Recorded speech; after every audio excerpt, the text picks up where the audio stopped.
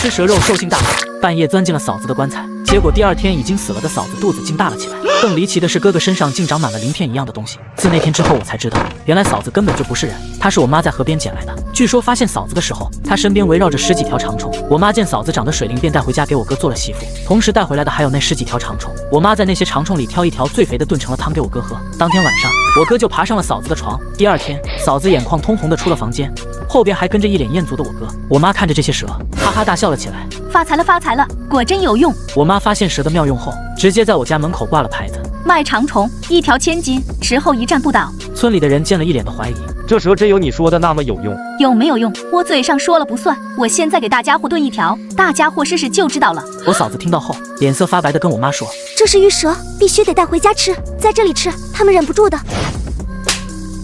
轮得到你在这里指手画脚的，再多嘴我打死你！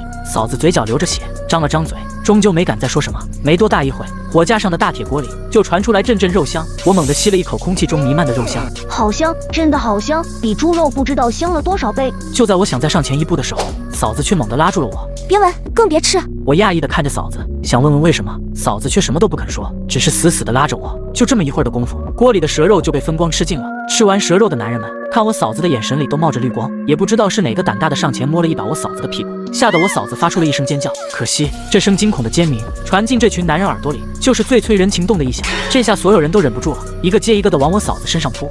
哥，你快去救救嫂子吧，她可是你媳妇啊！可我哥只是淡淡瞥了一眼，就没再吱声了。得加钱，睡了得加钱啊！过了不知道多久，那群人才一个一个的走了。我妈眉开眼笑的看着我手里的钱，见人赶紧再养一窝，可别耽误我赚钱。我嫂子没说话，麻木的回了房间。晚上的时候，我偷偷溜进了我嫂子的房间，递给了她一包石灰。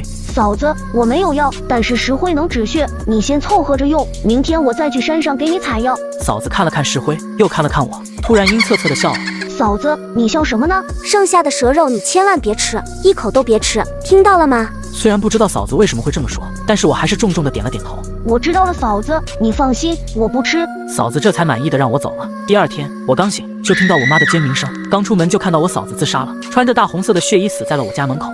真是晦气，星河赶紧把这个女人给我扔去乱葬岗。当我双手碰到我嫂子尸体的那一瞬间，冷汗立马遍布了我的全身。不对劲，嫂子死了这么久了，尸体不仅不僵，而且还很温润弹滑，太不对劲了。妈，这玩意儿死的晦气，不然留着他找三叔公来看看吧，图个心安。三叔公是我们村里的阴阳先生。我妈听到我哥这么说，也犹疑了起来。看看就看看吧，我老了不怕他，但是不能让他祸害了你。我看着他们这副母慈子孝的样子，鼻子一酸。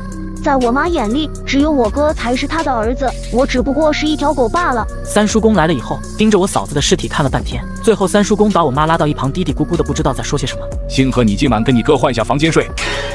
我不去。娃子，你放心，三叔公不会害你的，你哥是我的侄孙，你也是，你们两个在我这里是一视同仁的。那你为什么要让我们两个换房间？这个女娃娃穿着红衣上吊，必成厉鬼。你八字属阳，要住阳面，也就是你哥的房间；你哥八字带阴，要住阴面，也就是你的房间。